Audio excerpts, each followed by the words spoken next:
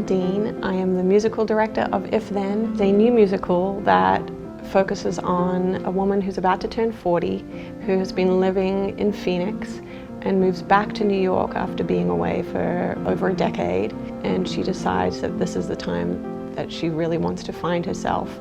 And in the first scene, the story splits, and we see two versions of what her life could possibly be.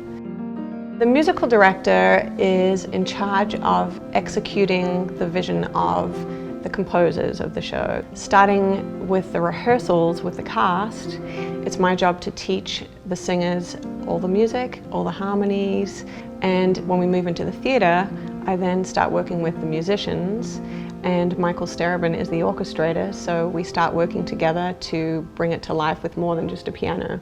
In this case, we have a 13-piece orchestra, and from that point on, I am conducting the orchestra 8 times a week for every performance. This is a brand new musical that's never been done before. Obviously things are in flux right up until the show is frozen, so every day there's new material and things that are being tried out.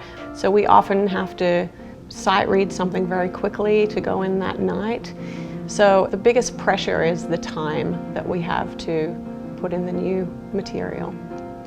One of my favorite parts of the process on any new show is when we add the orchestrations in, and that usually happens about 2 weeks before we start previews. It's always a very tight time frame, so it's always very exciting, and it really just opens up the whole musical world of the piece. And after a few days of band rehearsals, we add the singers in to what's called the Sitzprobe, which is the very first time all the singers and the orchestra are in the room together. And it's a wonderful day, and that's my favorite part of the process.